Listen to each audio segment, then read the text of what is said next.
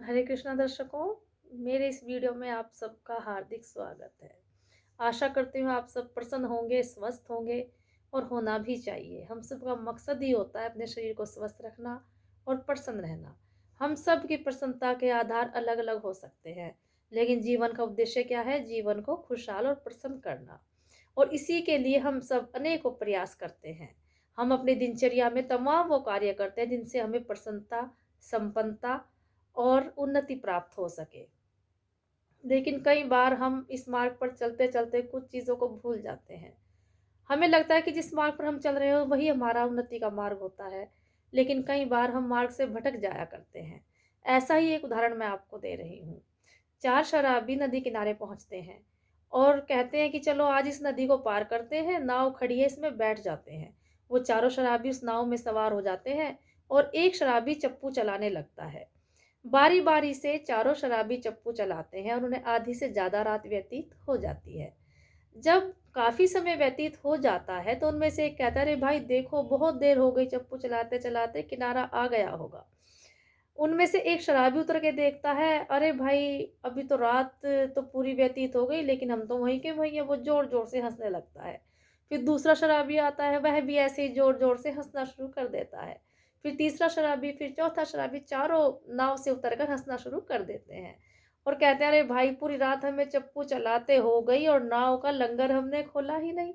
ला नाव वहीं की वहीं बंधी हुई है और हम चप्पू चलाए जा रहे हैं कि दूसरी तरफ किनारे पर अपनी मंजिल पर हम पहुँच जाएँगे। अपनी मूर्खता पर वो लोग बहुत हँसते हैं। वो तो शराब के नशे में होते हैं इसलिए उनको ध्यान नहीं रहता कि नाव का लंगर खोलना होता है, तभी हम अपनी मंजिल को प्राप्त कर पाएँगे, तभी चप्पू चलाने का कोई लाभ हो सकता है। इसी प्रकार से हम मानव भी होते हैं। हम भी जीवन का चप्पू चलाते रहते हैं, लेकिन हम अपनी मंजिल को प्राप्त नहीं कर पाते। हमें लगता है कि बस हम तो चले जा रहे हैं, मेहनत कर रहे हैं, हमें सब कुछ प्राप्त हो जाएगा। लेकिन हम वहीं के वहीं खड़ा हुआ अपने आप को पाते हैं। इसका कारण होता है बंधन। हम इस सांसारिक मोह-माया के बंधन में लगे रहते हैं और संसार में बैठे-बैठे चप्पूओं को चलाते रहते हैं। जबकि हमें पता ही नहीं होता कि हमारी मंज़िल कहाँ है और उसे प्राप्त करने के लिए हमें एक लंगर को भी खोलना होता है। ये क्या होता है? ये बंधन होता है इच्छाओं का बंधन।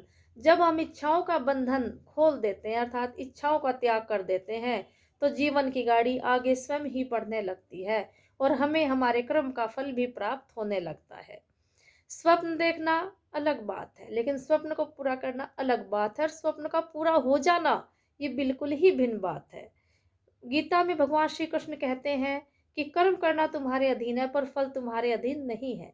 इसी प्रकार से हमें सदैव सार्थक कर्म करते रहना चाहिए और फल की इच्छा का त्याग ही प्राय हमें रखना चाहिए, क्योंकि वो तो हमारे वश में है ही नहीं। इच्छा मात्र करने से कोई चीज़ प्राप्त हो जाए, यह इस कलयुग में संभव नहीं है। यहाँ तो कर्म करने के बाद भी कुछ भी प्राप्त नहीं होता, क्योंकि यह जो कलयुग है, इसमें पाप तत्व ज़्यादा होता है और पुण्य तत्व कम होता है। इसलिए मनुष्य प्राय पाप तत्व की ओर जल्दी अग्रसर हो जाया करता है। उन चीज़ों से स्वयं को रोकना, उन चीज़ों से स्वयं को बचाना हमारा पहला परम कर्तव्य बनता है। जब हम स्वयं को इन चीज़ों से बचाकर और इन चीज़ों के प्रति आकर्षित ना होकर अपने जीवन नैया को आगे बढ़ाने का प्रयास करते हैं, अध्यात्म के मार्ग पर चलते हैं, नैतिकता के मार्ग पर चलते हैं, सत्य के मार्ग पर चलते हैं, तो निश्चय ही हम अपनी मंजिल की ओर अग्रसर होने लगते हैं।